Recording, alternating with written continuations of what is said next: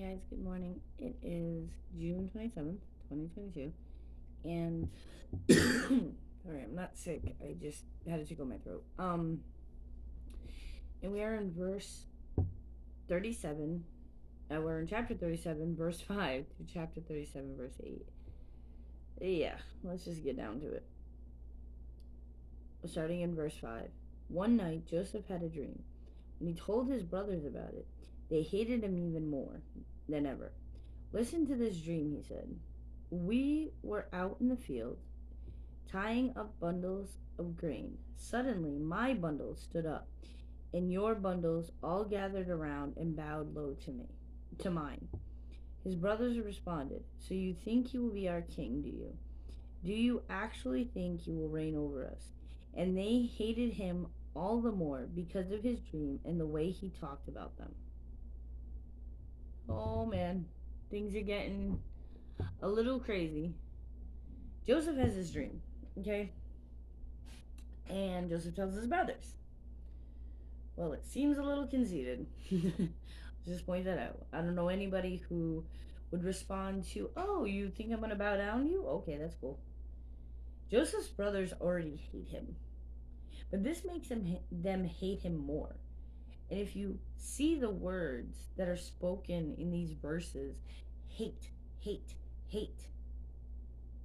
When we hate someone, when we hate each other, we treat each other with disdain and with anger.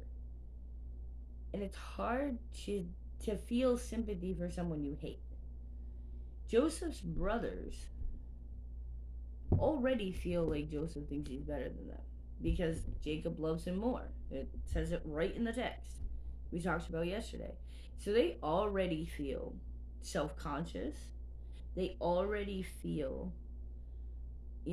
insecurities and all that stuff. And then when Joseph puts it on them that he has this dream, and then their insecurities get bigger.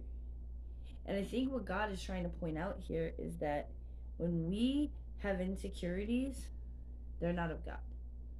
We need to know who we are in Him and who we are, who He knows we are, versus how we feel like the world is seeing us. Joseph's brothers are playing into the enemy's scheme of, "Oh, I'm going to get you to be convinced your brother thinks he's better than you." Does this sound familiar? It should. It should sound very familiar. Because we've already gone over a story of two people that were in this kind of same situation, Cain and Abel. Cain had such hatred for his brother, such insecurity about who he was, because God favored Abel over Cain. And in that hatred and in that insecurity, Cain took it to the level of murder. Now we're going to see where Joseph's brothers, what level they take it to. And it's not good. God is pointing out that when we give into our insecurities, when we give into the hatred, then we give into sin because of that. When we feel insecure, when we feel like we need to have this thing, Joseph's brothers felt like they needed to have the love of their father so much that they literally hated Joseph. Hated him with a passion. And so we're going to see what happens. Because remember, sin's a snowball effect. Where it starts with a little tiny seed of hatred, or a little tiny seed of insecurity, or a little tiny seed of self doubt. And it grows, and it grows, and it grows, and it grows, and it grows, and it grows, until we get to a level we had no idea was coming. And that's the problem here, is that instead of his brothers being honest about how they feel, they're just harboring that hatred. And when you harbor hatred in your heart, when you harbor hatred for someone or anger towards someone or disdain towards someone, it grows and grows and grows and grows and grows until you literally can't stand that person. So you literally just want to see the demise of that person. And it doesn't matter how it happens. But you just want to see that. Jesus talks about it. Jesus says that in the commandment, thou shalt not kill, it's not only thou shalt not kill, it's thou shalt not hate. Because in hatred, we're kind of killing the other person. We're waiting. We're waiting for their demise. We're waiting for the moment where they feel what we feel. I feel like that's a lot of what's going on right now. It's in massive turmoil right now, and I brought it up a little bit yesterday, and I'm gonna bring it up again today. It's in massive turmoil. Like, let's just be real. People are feeling hatred towards each other, whether you're on the left or the right, or whatever your stance on this is. You are feeling hatred towards someone else, and in that hatred, you're being blinded by it. You're not seeing the whole picture. And I'll be honest, I'm in that boat too. We all are, I think, to one degree or another. We are all in that boat where we want somebody else to see our point, but we don't even want to hear someone else's. We don't want to hear the other side. We want the other side to agree with us, and we will not stand to hear their side, because if we hear their side, we may hear something that's like, oh wait, hold on, you're right. But we want to be heard. And if they don't hear us and they don't agree with us, then you know what? Then they're our enemy. So whether you're for or against or whatever, you know, we need to see what happens when we hate someone else.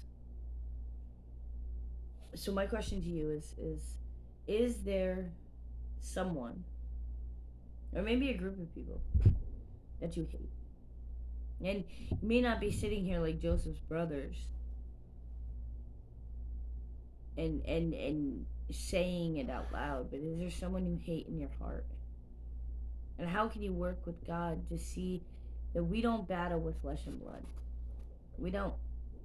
And the reason I'm not saying my stance is because it's not important in the grand scheme of things.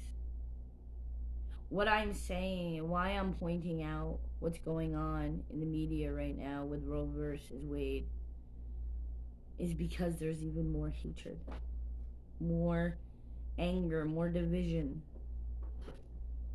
My stance doesn't matter.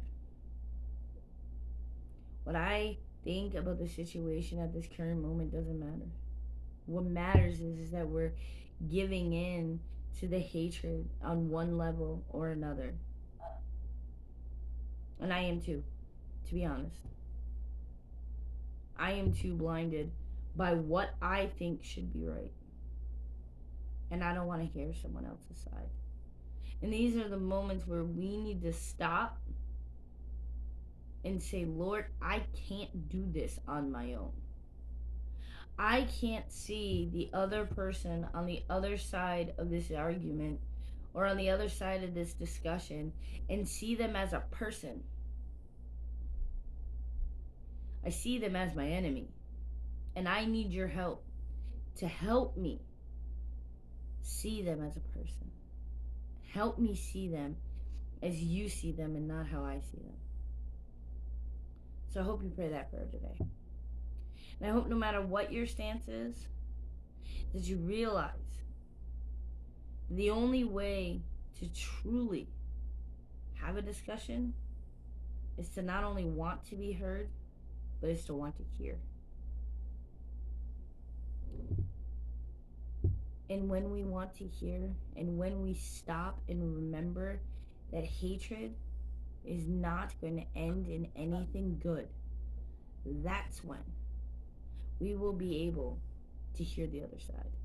So I hope today you see Jesus in all you do. I hope you also see God's promise all around you.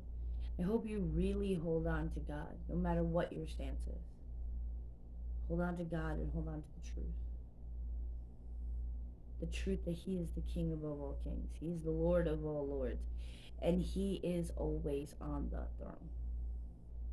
So I hope you guys have a wonderful day, and I'll see you tomorrow. Bye.